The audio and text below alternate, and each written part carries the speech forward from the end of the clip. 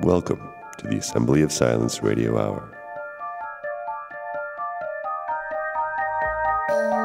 This audio program has been carefully packed to the legal limit with a weekly allowance of non-governmentally approved deep thoughts per square minute of podcast. And now, here are your hosts, Judah and Noah. The following episode requires just a little explanatory note here at the beginning. This episode and the next one are a discussion of Judah's talk that was in the previous episode, episode 4 of Season 2, the talk entitled Nourishing the Soul of a Child.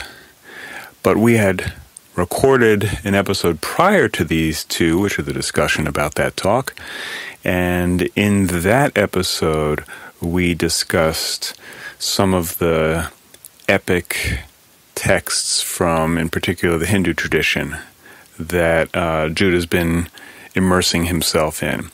And so the first part of this discussion has some overtones from that discussion. We're going to be referring to these epic texts as we ease our way into a discussion of nourishing the soul of a child.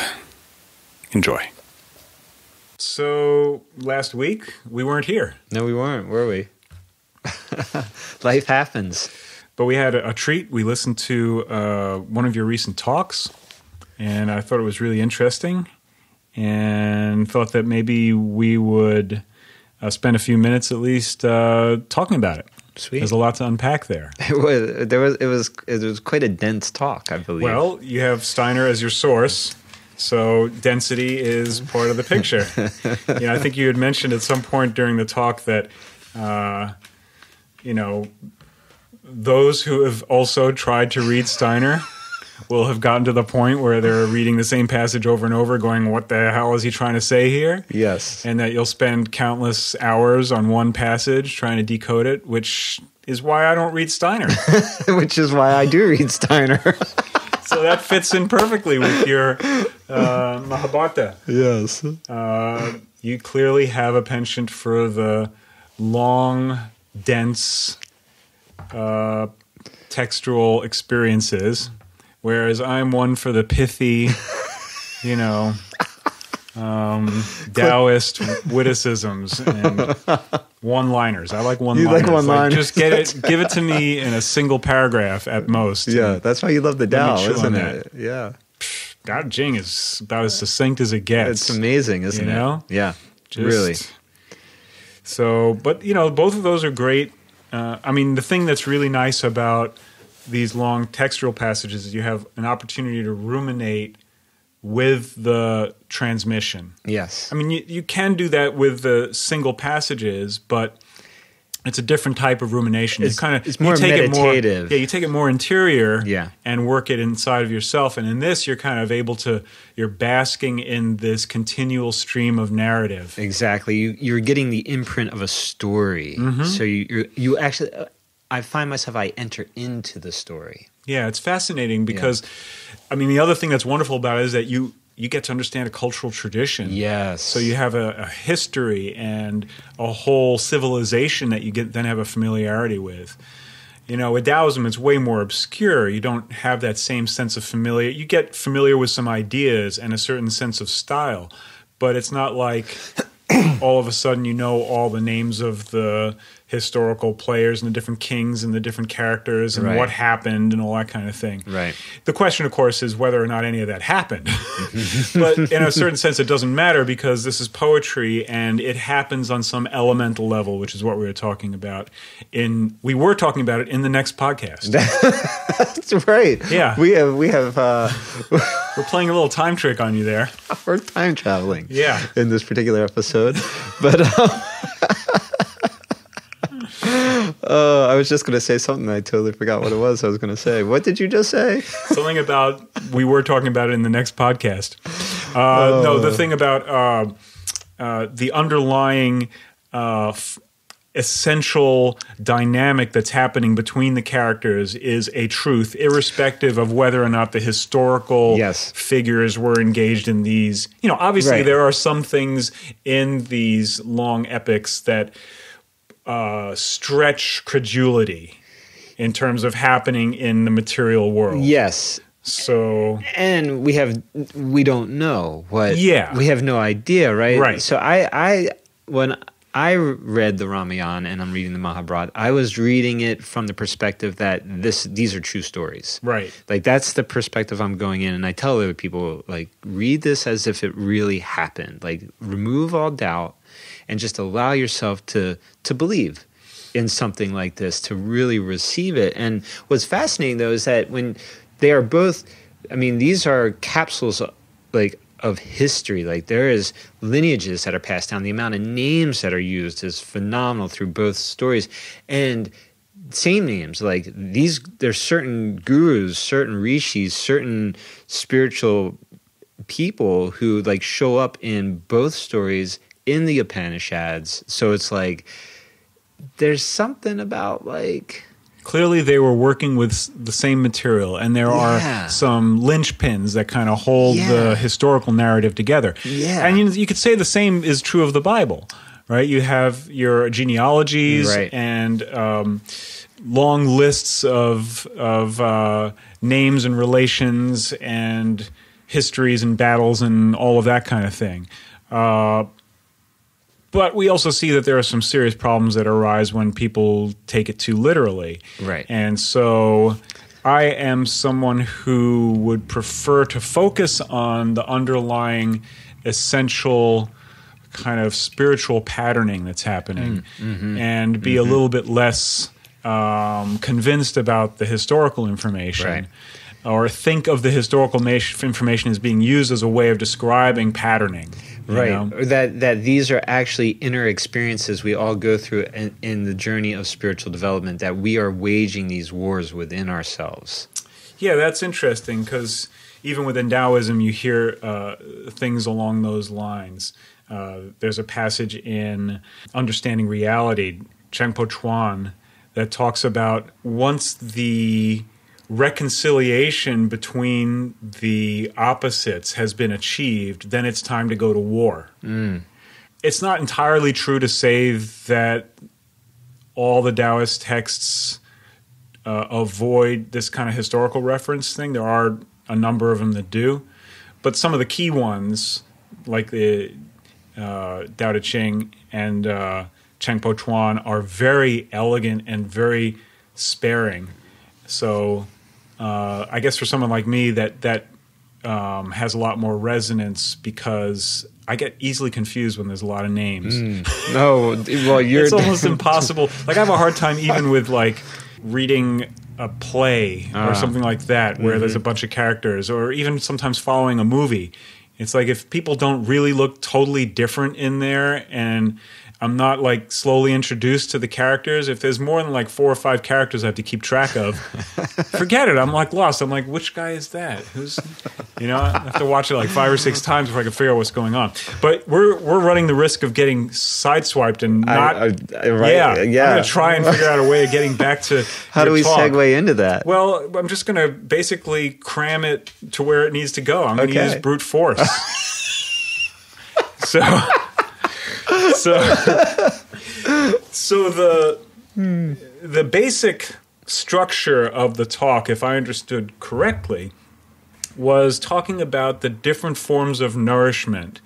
We're talking about nourishing the child, and we could say that we're all children of God. And so this is something that's not only about those who have children, but it's to figure out our own place in being and how do we nurture ourselves within this existence. Right, exactly. So it was nourishing the soul of a child was the title of the talk, and what my goal was to take people into an idea or into an understanding of the different sheaths of the human organism according to Rudolf Steiner, which would be the physical body, the etheric body or the life body, then the astral body, also known as the soul body, and then just very briefly touch on the I. So I want to get to that, but I want to put it aside, because that's going to be where we have disagreements to discuss. I kind of want to talk first, if you don't mind, about some of the things that I derive from, and I want to make sure that I'm getting it right. Okay.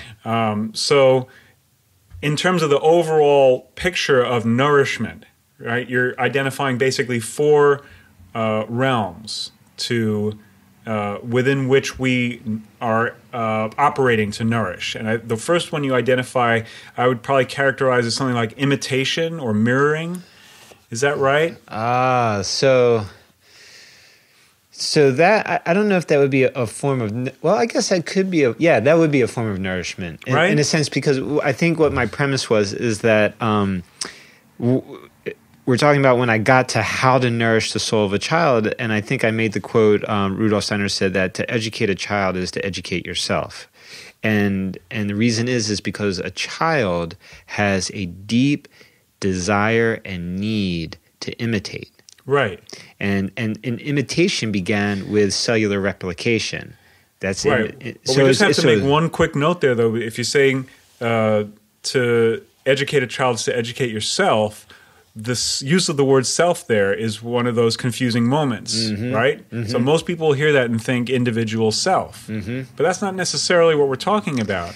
You could say to educate a child is to educate the self. We could say that, yeah. And so the imitation is the opportunity for a self to try things on, in essence, to find a patterning. So in essence, you're like digesting a way of being, right?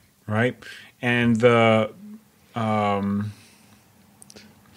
you could say that mirroring of trying on different things and then the behavior that comes from it provides the feedback mechanism where learning occurs. Right. I mean, think about it. We have mirror neurons. We're going to mirror what we see. And children don't learn other than doing what they see. Right. Monkey see, monkey do. Exactly. And so not the do as I say, not as I do, right? It's they are going to do what we do. So we have to be the example that nourishes that within them. So that brings self-responsibility into the picture. Bingo. Yeah. So that's a huge element in nourishing the self. Yep. Right? So we have to accept responsibility for our own actions, our own doings, both internally and externally. So the thinking that we're doing, right? What we're doing with the feelings that we have, and the actions and the words. Words are a form of action. Absolutely. Yeah. Absolutely, right? Because the thoughts and feelings are the inner private life, and then the actions are what express those are the expressions of those thoughts and feelings. Right? So that's what stamps our private inner life of thoughts and feelings back out into the world and makes it impermanent. Yes, it ricochets throughout the it's universe. Done. Once you've done it, it's done. It's out there. That's karma. Yeah. So then the next thing that you had mentioned is imagination, right? Which has something to do with intuition, because it's like imagination is slightly different than the patterning you were given in this learning process. Imagination is like variation and development on what is learned, right? So, but it's also a much larger process in the kind of universal underlying archetypes of what's happening. We've spoken to some extent about the hierarchy of the angels, that kind of thing. And so, the imaginations is one of the stages in the falling from the pure state of spiritual being, right? That materializes into this world. So there's something to consider.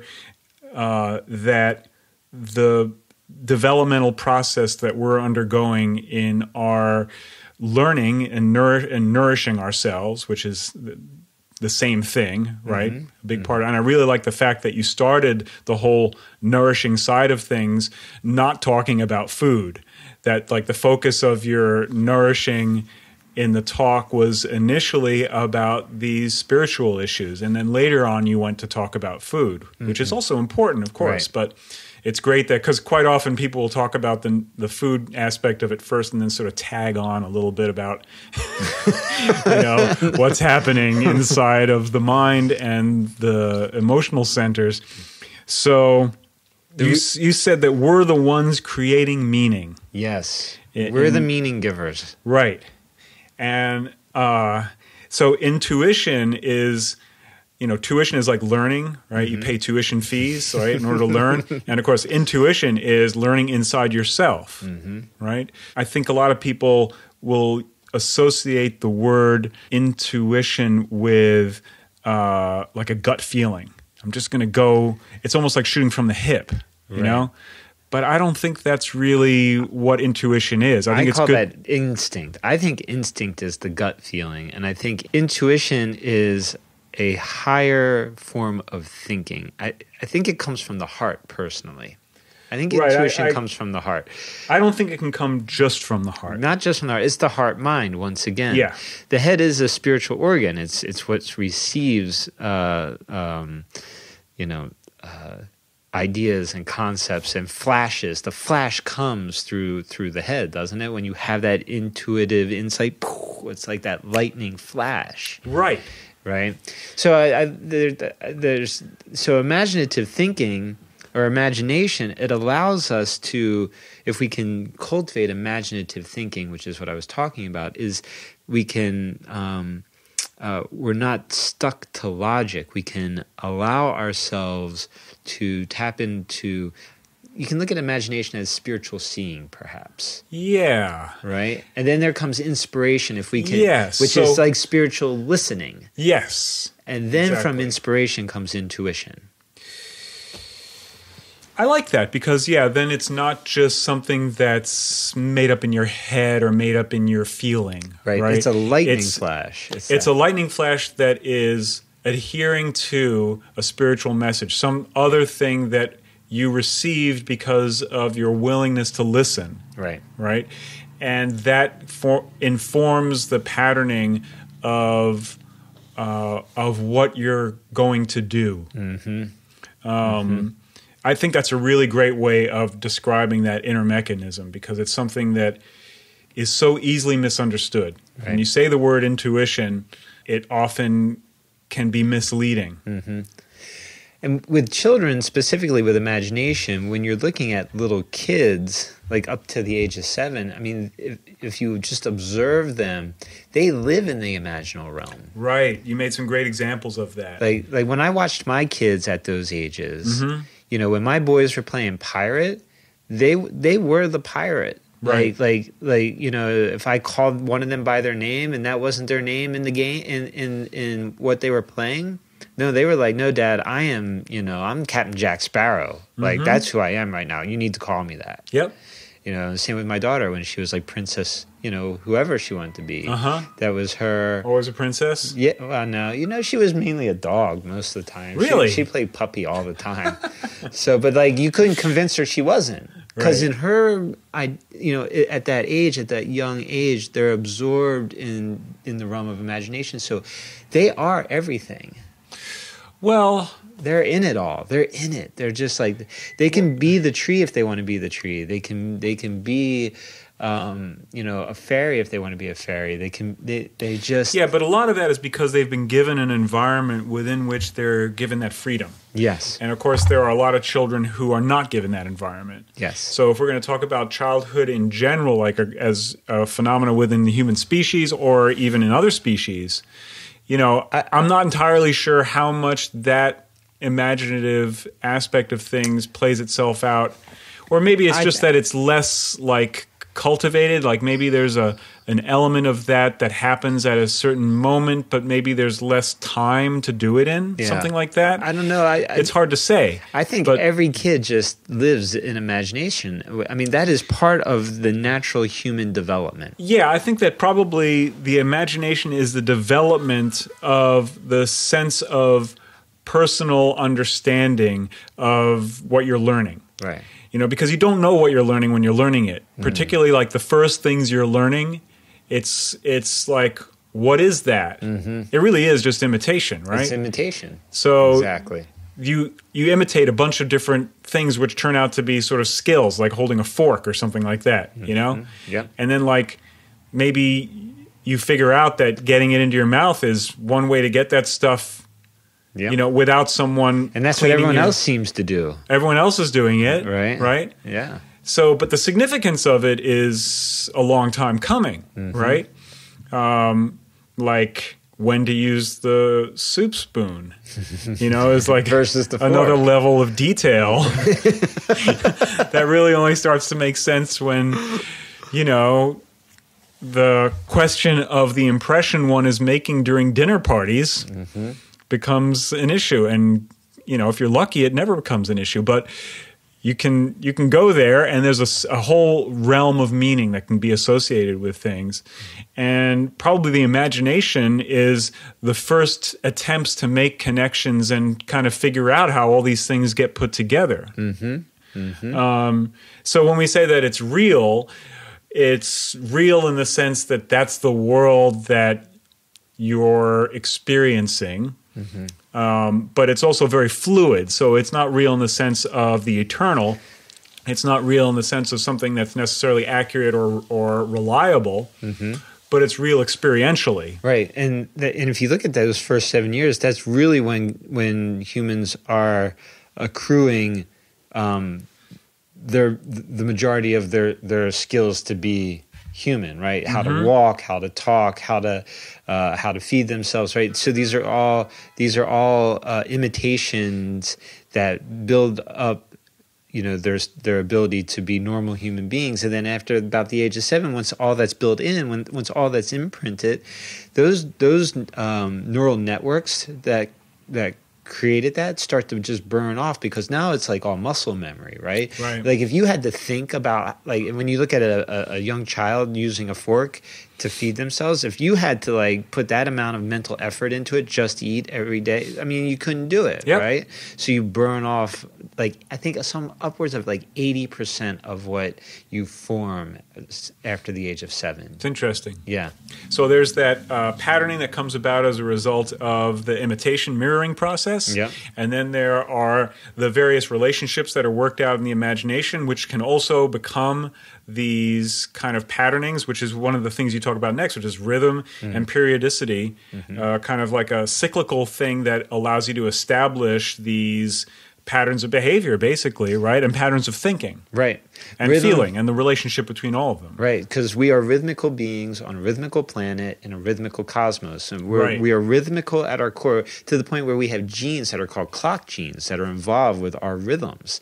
So what science is finding for not just children, I mean, through children you can see this observation-wise, but that if you feed a child at the same time every day, if they have breakfast at the same time, snacks at the same time, dinner at the same time, if they have naps at the same time, if they go to bed at the same time, if they wake up at the same time, if you have these rhythms established, that provides the child such a boundary or just like a container to naturally unfold with ease, because there's this security in that, and it's very healing and very nourishing to their life body, to the etheric body. So it's kind of like a Merkaba or something like that. It's like it's a vessel, because repetition is like having a reliable foundation. Right. So having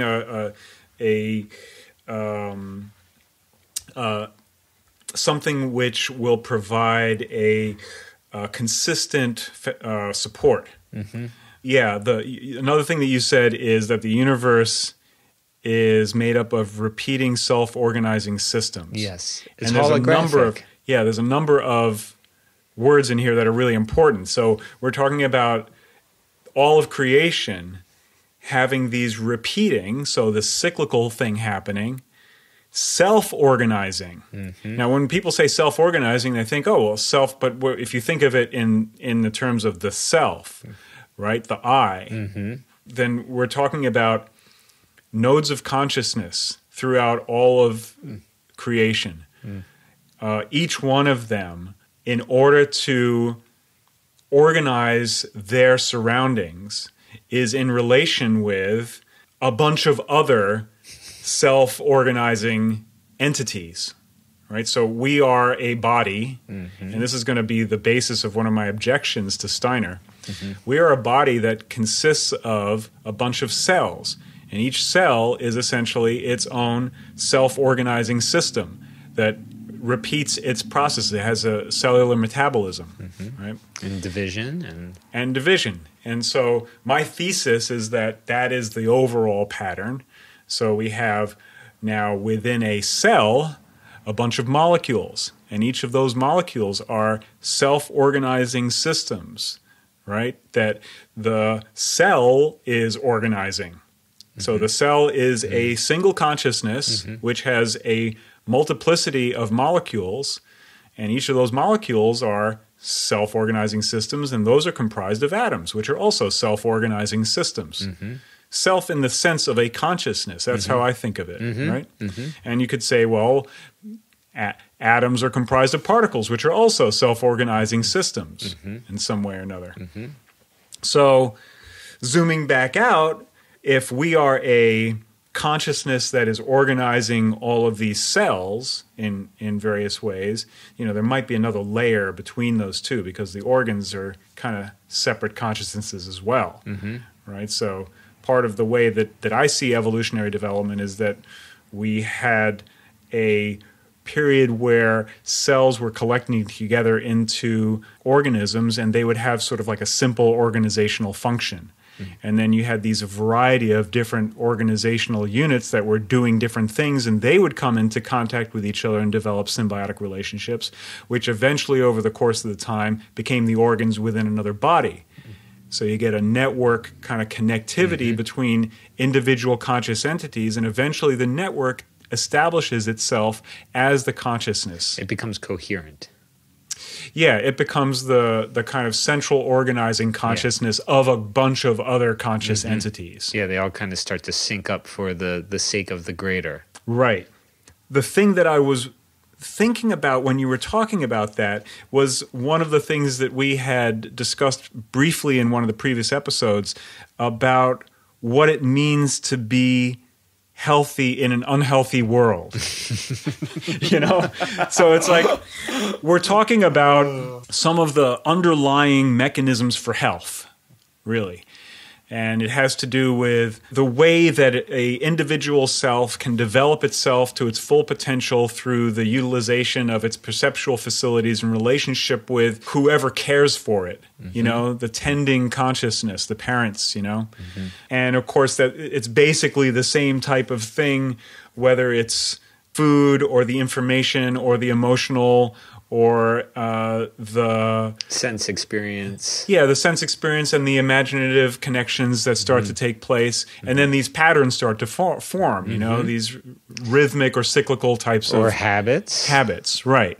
Yeah, and you make the point that we have these chemicals in the body that release so dopamine. Oh, yeah, so dopamine. Talking about our neurotransmitters, which right. what I call the neurotransmitters are molecules of the soul, because these are the neurochemicals that are responsible for our thoughts, our feelings. Yeah, they basically color what's happening within experience. Exactly. Right? So they are what's really they're small enough to be considered part of the quantum field, first off. So let's understand that. In terms of their molecular size. Really? Yes, they're part small of enough. The quantum. I mean, no, these are molecules, right? Yeah, so it's they're not large molecules. Not large molecules. Okay. So that's interesting. So we're creating our reality with these neurochemicals. Well, in a sense. So let me just say, I'm not saying like you can manifest $1 million just because you're thinking of how good $1 million feels in your wallet. But what I'm saying is that based on your perception of a particular sense stimuli, you're going to release certain neurochemicals that are either pleasurable or not pleasurable. And you're going to have hormonal cascades that are associated with that. So when you do something that you find joy in, you release dopamine. And dopamine gives you that sense of joy and pleasure, right? But it's also that breakdown there is that it can be the addictive pathway too. So Right. you do cocaine and you get this sense of joy and pleasure from it, and you keep doing it and keep doing it and keep doing it, and eventually what happens is that the only way you can feel joy and pleasure is from that experience, and so you have this dependency. So it's But I think it also kind of, if I understand correctly, it backfires at a certain point. absolutely Like, because you basically wear out that circuit. you can't produce the dopamine on your own anymore. You need the drug to do it. So in a way, like the characterization of addictive behavior is that you repeat an action even though the result is not what you want. Exactly. So you kind of enter it because it gives you a result that you enjoyed. But by the time you're in the thick of it, you're really not getting that anymore. You're trying to recapture something you'll never recapture again. Right. It's really pretty crazy. Mm-hmm. It's amazing how powerful it is. Yes. In nourishing, one of the primary things everyone thinks about is food, right? And you provide a great definition for food in here. You say food is something which promotes growth, provides energy, or otherwise sustains the body. Right. So it's any substance that can be eaten, drunk, or otherwise taken into the body that promotes growth, provides energy, and sustains life. So, but obviously we live in a world now where a lot of the stuff that people put into their body is not providing energy or promoting growth or, otherwise sustaining the body. Absolutely. Not just food-wise, but sense stimuli-wise, Yes, right? yeah. All across the board. Yeah, like watching TV, watching news, listening to news, listening to negative things. I mean, we become what we ingest, right? So Right. So then the question becomes, how do we become well adapted within a sick world? Right. Right? Right. Wasn't it Krishnamurti who said the sign of what was the quote? He said something like, health isn't being well adapted to a sick society or something like that. But, you have to make the argument, if you're not to some extent adapted to what's going on, you're going to have a lot of trouble. True. So you can imagine that someone who is absolutely dedicated to doing everything healthy possible is completely unprepared for the world as it is right now. And actually, one of the reasons why I have some difficulty with Steiner is because I lived up in upstate New York near Philmont. Hawthorne Valley? Yeah, Hawthorne Valley School is. Mm-hmm. And so I got to know, and I really like the people there. It's a great place. They've got a great health food store. I love the farm. I worked on the farm a little bit, did a biodiesel project with the farmer, and really enjoyed the place. But I also got to know some of the people who had grown up in the community. And one of the things that was kind of acknowledged as being a pattern is that these kids would have this awesome childhood, and they'd go through the whole school there. I think it went all the way through to 12th grade. Mm-hmm.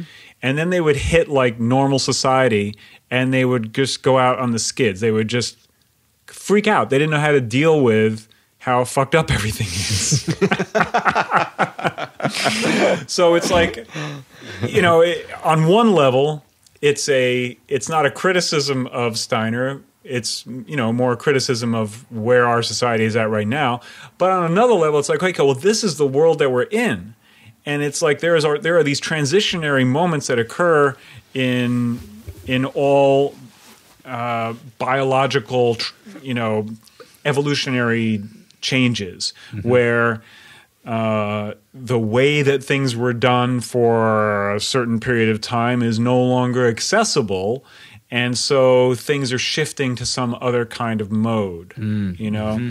And of course there's always a difficult dynamic where there's those who are trying to hold on to a previous way of doing it, and then there are those who are kind of gung-ho about this new avenue and whatever that seems to promise, and then there's a bunch of people in the middle who are like just trying to survive, So my sense is that we're at a point now where it's going to be difficult if we're going to envision what humanity now has as its options. It's difficult to imagine that people are going to have access to, even just the food part. Yeah. And then, because of the kind of damage that's been going on. We're in societies that are fundamentally sick in various ways. These other aspects of nourishment, the heart-mind connection, Right. and the ability to engage in positive and healthy mirroring imitation, and as a consequence having some models that you can then imaginatively connect in a healthy way that doesn't become freaking psychotic, and then of course developing healthy patterns that are productive for yourself and for society at large, and ideally for the ecosphere as well, so that we're all playing a good role. It's really hard to imagine how the fuck it is we're going to accomplish that. It seems like we missed the boat on that one somewhere back in biblical days. Yeah. Literally the boat. Yeah. Not everyone got on the ark, right? I often wonder, have we gone too far? Have we gone too far? Have we pushed too far past the threshold of being able to return from where we're at right now?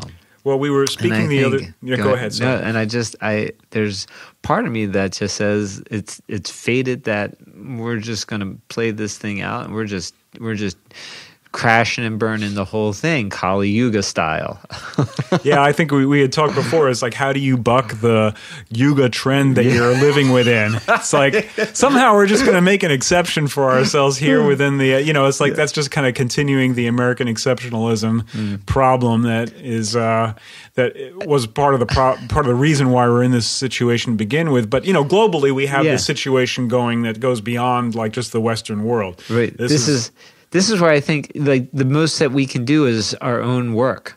Yeah, I completely agree. We've got like 1/7 billionth of the healing to do on this planet, each one of us. 7.7 now. Okay, so we have 1/7.7 billionth of the healing to do on this planet, right? And so we live our life as with as much awareness as we possibly can, with as little impact as we possibly can. I mean, like kind of impact on the environment, but with as much impact from our heart, mind, from our, can we live our life day to day with as much self-awareness as possible? Yeah. I don't want to like suggest that it's necessarily going to go to shit, right? So I just want to bring into question the overall picture of, how we might attain a better state of health in not just body but also soul, heart, and spirit, mind. Yeah, right. Those of us who are interested in these problems are challenged to find a central organizing principle, something that we can kind of really sit with to keep ourselves from skidding off the tracks. Yeah, like off what the happened. rails. Right? Yeah. I would imagine that it's going to get more difficult in the near future. Well, if you just getting to this place in this conversation, if you reflect on the very last thing I share as far as nourishing the soul of a child, it is to acknowledge and honor that the child has their own karma and their own destiny. Right. Right. So there's only so much that we can do when it comes to the initial providing guidance and the imitation type of part of the whole process. But I also would hope that people are thinking really carefully about having children. Yeah. In this day and age? Yeah, I've been telling all my kids, do not have kids. Right. Adopt or something. If you want kids, like adopt or something. But I would not bring children into this world right now. Yeah, I think that might be quite bleak, but I don't know. Well, I think a lot of people are starting to see that, and a lot of young people too. Yeah.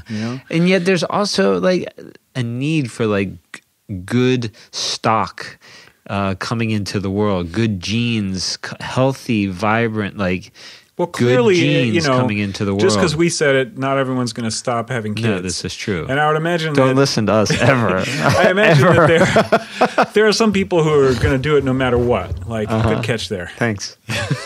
Almost lost the mic there. So some people are just really geared for it, and those are the people who should be doing it. Yeah. Yeah. One of the things that I've been thinking about recently that's somewhat of a radical approach is that, we definitely have a population problem, and a lot of the things that are going on right now are intensified by the need of so many people and so many things happening on such a large scale. You know, the amount of stuff that needs to be moved every day to keep people fed. It's truly mind-blowing. And so we're likely to see increased problems with environment, energy issues, social unrest, you name it. All that stuff is likely to get worse if we can't address the population issue. And it strikes me that one way we could do it, you know, they're already talking about universal basic income. Yes. And universal basic income, it's going to be, we're getting more and more people who are being pushed out of the job marketplace by automation. And we're having major problems within the economy to begin with that make it more difficult for people to find meaningful employment.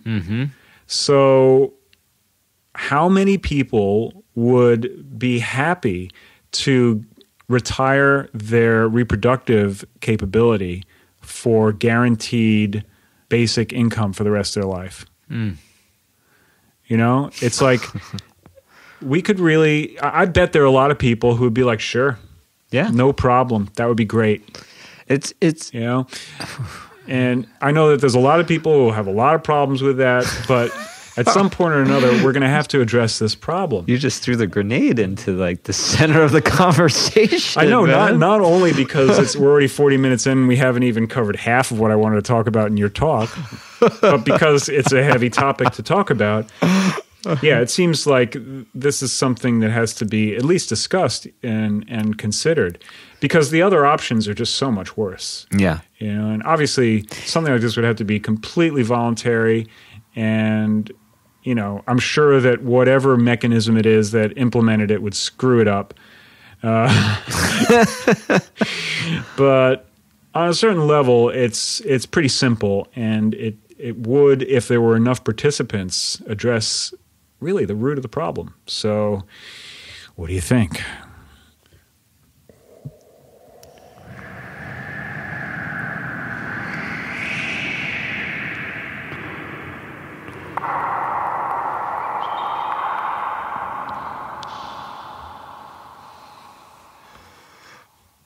I don't know. I got nothing on that one. We'll see if we get any emails. Please. All right, I get it. What should we'll call this one quits, and we'll do part 2? Yeah, let's do part 2. Okay, yeah. so yeah, next time will be part 2. Part 2 of this one. Part 2 of this Part 2 of the one, yeah. The one that we're in right now. Part 2 to this part 1 that we're doing currently. Which was actually, this is the one that happened before, so we can't actually say the next podcast. We blew it. That's true. That's true. So when we said we said the next podcast, we didn't mean it. No, we meant the one after the next podcast. That's right. No one's ever going to notice. Just pointed it out. He still won't notice. Maybe I'll just edit all this shit out. Should I do that? Why not? Then it would be kind of, I feel like I'd be lying at this point. Put so much out on the table. We both have our phones out. We're both like busily checking our phones right now. Yeah, I mean, somebody needs something right now. Goodbye. Thanks for listening. If you like what you heard, throw us a bone by subscribing to this channel, visiting our social media pages, and hitting the various like, love, and clap buttons.